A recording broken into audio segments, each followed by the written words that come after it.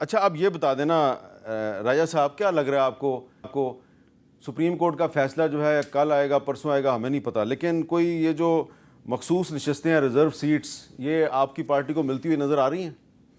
دیکھیں آئینی طور پہ تو بالکل ملنی چاہیے۔ آئین کا جو مستحکم اصول ہے وہ یہ ہے کہ آپ نے پارلیمان کو غیر نمائندہ نہیں ہونے دینا۔ یہ کہنا کہ نشستیں اٹھا کے کسی اور میں بانٹ تو بالکل نظام آپ کا ابتر ہو جاتا ہے۔ آپ ایک ایسی پارلیمان قائم کر دیتے ہیں جو نمائندہ نہیں رہتی۔ تو اس حوالے سے دیکھا جائے آئین کا جو آرٹیکل 51(6) جس کی تشریح کرنا ہے، اس میں کہاں یہ لکھا ہوا ہے کہ ایک پارٹی جس کے پاس ایک ڈائریکٹلی الیکٹڈ سیٹ ہوگی صرف اسی میں آزاد امیدوار جو ہیں یا آزاد طریقے سے جو منتخب ہوئے ہیں وہ شامل ہو سکتے ہیں۔ یہ ایک اختراع کی الیکشن کمیشن نے، جبکہ 2019 میں باپ پارٹی کو خیبر پختونخوا اسمبلی میں کوئی نشست نہیں ملی تھی، ان میں امیدوار جو آزاد منتخب ہوئے تھے وہ شامل ہوئے اور ان کو مخصوص نشستیں دی گئیں۔ یہ سردار رضا صاحب اس وقت تھے chief election commissioner, supreme court کے ریٹائرڈ جج، ان کا فیصلہ موجود ہے، ان کا عمل موجود ہے۔ کیسے آپ آج کہہ سکتے ہیں کہ آئین میں ایسی کوئی گنجائش ہی نہیں ہے؟ تو یہی ہماری بحث تھی کہ آئین کے آرٹیکل 51(6) میں ایک لفظ دکھا دیں جو یہ کہتا ہے کہ پہلے سے اگر کوئی سیٹ ہوگی تو صرف اسی پارٹی کو آپ جوائن کر سکتے ہیں۔ یہ نہیں ہے۔ اب ہم دیکھتے ہیں کیا فیصلہ ہوتا ہے۔ دیکھیں اس فیصلے میں بھی ہمیں نظر آ رہا ہے دباؤ کے جو سائے ہیں۔ بالکل ہمیں حقیقت پسندانہ ہونا چاہیے۔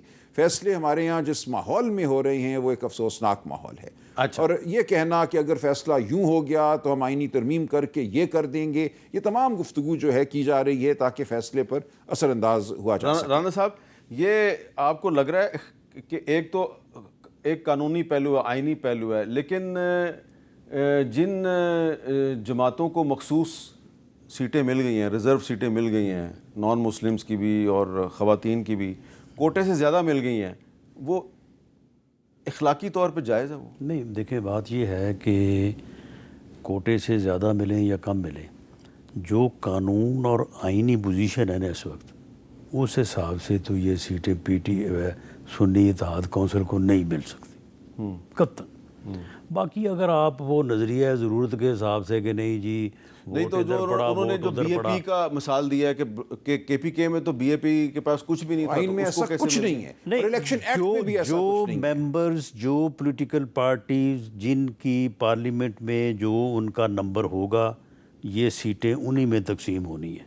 یہ انڈیپینڈنٹ کینڈیڈیٹس کو سیٹیں نہیں مل سکتی۔ نہیں، اور انڈیپینڈنٹ جب شامل ہو گئے 3 دن میں کسی جماعت میں تو وہ اس جماعت کے ممبر ہیں، یہ لکھا ہوا آئین میں۔ اور وہ جماعت جس جماعت نے الیکشن ہی نہیں لڑا، جس جماعت کی وہاں پہ کوئی نمائندگی نہیں ہے، اس کو یہ سیٹیں نہیں مل سکتی۔ یہ ان سے غلطی ہوئی ہے۔ نہیں، کوئی قدغن نہیں ہے، یہ وکلاء جو ہیں، یہ ویسے تو بڑے بڑے جید وکلاء جو ہیں وہ پی ٹی آئی میں موجود ہیں، لیکن ان سے یہ غلطی ہوئی۔ کوئی غلطی نہیں ہوئی۔ میں عرض کروں، دیکھیں پنجاب میں کیا صورتحال تھی۔